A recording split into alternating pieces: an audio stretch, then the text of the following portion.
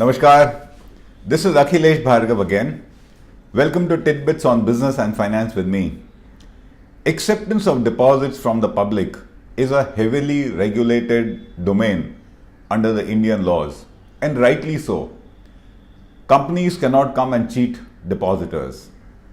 Under the Companies Act, as a general rule, a company is prohibited from accepting public deposits.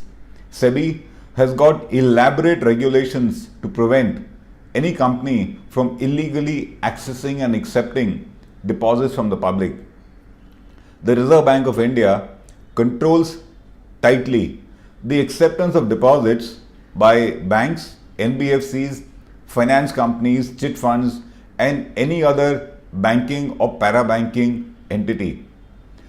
The CRPC makes it a crime if deposits are accepted from the public and it amounts to forgery, fraud, and cheating.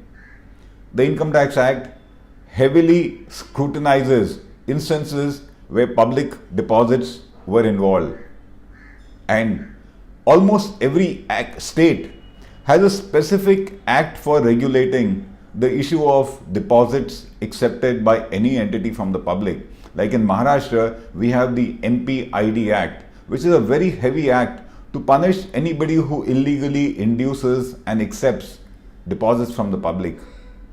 So the present laws are pretty comprehensive, are pretty empowered to be able to punish, prevent, prosecute, and penalize any instance or entity or company that violates these laws and accepts deposits from the public.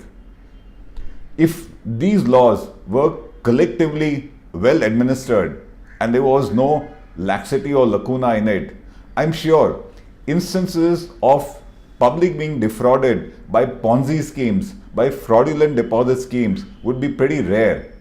But it is because the authorities are negligent, it is because the laws are not tightly administered, it is because the authorities are not vigilant and aware enough that these kind of schemes proliferate.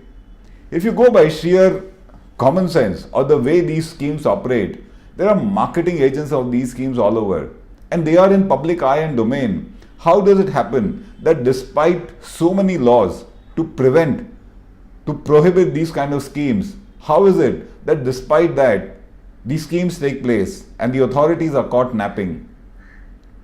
West Bengal is a classic case of Ponzi schemes which have duped crores of people in the state.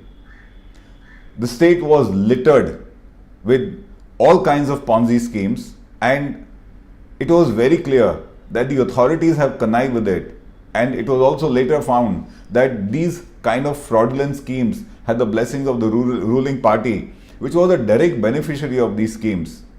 Whether you refer to the Rose Valley scheme, you refer to the Sarda scam, you refer to the laughable instances like the potato bonds, the fact is that the authorities somewhere connived and all these schemes had some kind of a support of a ruling party minister, MP or MLA, and it gave a semblance of comfort or acceptance or blessings of the government for these kind of schemes, which was quite contrary to the law of the land.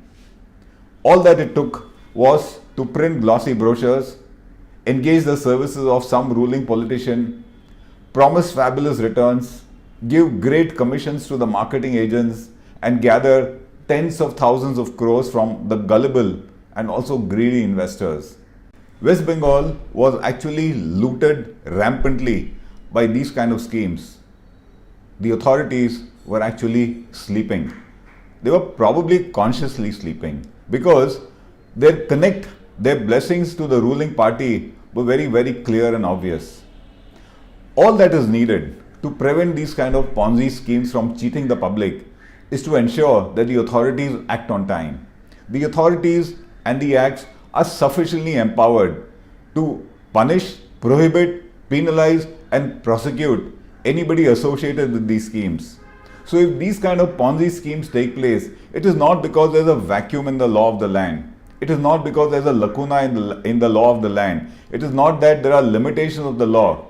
It is just that there were vacuums and lacunas in the way these laws were administered by the authorities of the respective states.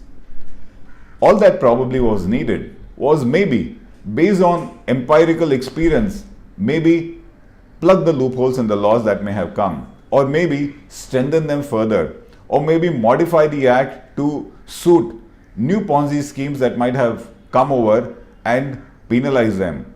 You did not need new laws. We have enough of laws to handle this kind of a crime. But in India, whenever a scam takes place, the natural reaction of the government is to come up with another law. What we don't do is to review and modify and tighten the existing laws. What we end up doing is yet another law, yet another reason for complicity by the authorities, and yet another round of confusion and complication. If the authorities are not pulled up, and if they are not held accountable for not enforcing the law, it does not justify the making of a new law. It serves no purpose. But that's just what has happened. The government has initiated a bill for banning unregulated public deposit schemes, but they were already banned under the existing laws. It proposes a heavy punishment by way of fine and imprisonment for anybody found indulging in these kind of Ponzi or public deposit schemes. But that is already provided. You could have probably increased the penalty and imprisonment under the existing laws. So we have yet another law in the offing, and this is of course in response to the Ponzi schemes of West Bengal in recent times. I don't think a new law was needed. All that you needed was to tighten the existing laws. We end up getting new acts because the authorities did not act in time. It is time not to clutter our legislation, not to clutter our legal situation, not to clutter our daily lives with new and new laws. What we need to do is probably strengthen the existing ones, plug the loopholes therein, but most important, ensure that the authorities do not connive and they enforce the heavily armed laws, the heavy powers that are given to them under the existing laws. This is Akhilesh Bhargava signing off till we meet again. Namaskar.